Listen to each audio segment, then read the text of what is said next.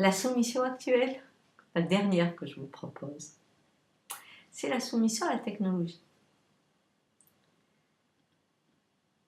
Aujourd'hui, qu'est-ce qu'on ferait sans nos prolongements, sans ce téléphone qui vous connecte à votre réseau, sans cet écran qui vous connecte à vos séries, à votre monde, à vos informations, à vos amis, sans ces outils qui permettent de voir si vous avez un cancer, si vous avez un os déplacé ou des maladies.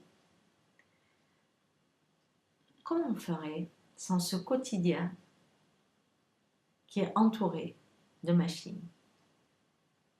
C'est intéressant, nous sommes soumis maintenant. Ils sont en prolongement. Et ce qu'il y a de dingue, c'est que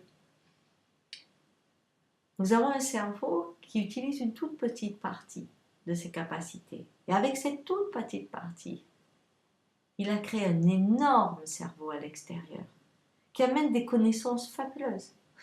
Sauf qu'on n'arrive pas à les comprendre. On n'arrive pas à le suivre.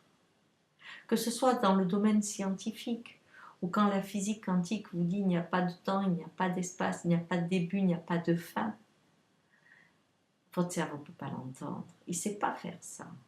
Par contre, l'ordinateur sait le faire. Quand la bourse s'envole en faisant des actions dans une fraction de seconde, des centaines d'actions, quel est le trader qui peut suivre son ordinateur? Aucun. Donc, aujourd'hui, on a presque le début d'une intelligence artificielle qui pourrait évoluer d'elle-même. Ce monde extérieur que nous avons créé, qui peu à peu nous dépouille de nos capacités, eh bien, c'est cela qui est l'origine d'une soumission. Sans eux, aujourd'hui, c'est difficile, et ça serait difficile de se réadapter à se connaître en toute tranquillité. Les Indiens, comme certains Inuits ou autres peuples, avaient développé la télépathie. Ça marchait très bien. Ils ont eu des connaissances sur le plan physique et sur le plan des astres, de nos comètes, de nos planètes, en se déplaçant autrement. Des connaissances en médecine, en allant dans l'infiniment petit, bien avant la naissance. Ils étaient dans l'idée qu'il n'y avait ni début ni fin, bien avant, et ils sont passés autrement. Ils ont développé à l'intérieur des techniques, leur potentiel humain. Nous, notre potentiel humain, on l'a développé, mais à l'extérieur. Cependant, ce qui se passe aujourd'hui, qui est en train de naître et dont on ne connaît pas la suite, c'est que ces outils avec lesquels nous vivons chaque jour développent un comportement chez l'humain qui n'existait pas il y a des centaines d'années.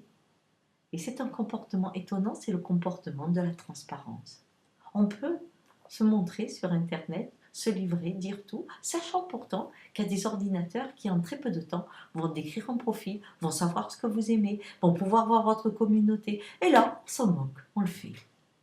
Alors que nous avons été élevés dans le schéma du secret, où il faut montrer une image de soi et bien garder l'autre. Et donc, il y a deux mondes qui vont jouer. Le capitalisme, par exemple, est construit sur l'image du secret, pour ne pas tout dire. Parce qu'on garde bien cette hiérarchisation des choses, des priorités, des secrets de l'argent. Eh bien, cette transparence nouvelle qui est en train de naître, peut-être que d'une soumission va naître une possible liberté. Le monde où l'on oserait être multiple, individuellement particulier et sans peur de se montrer. Alors peut-être que l'ultime soumission, c'est la clé de la liberté.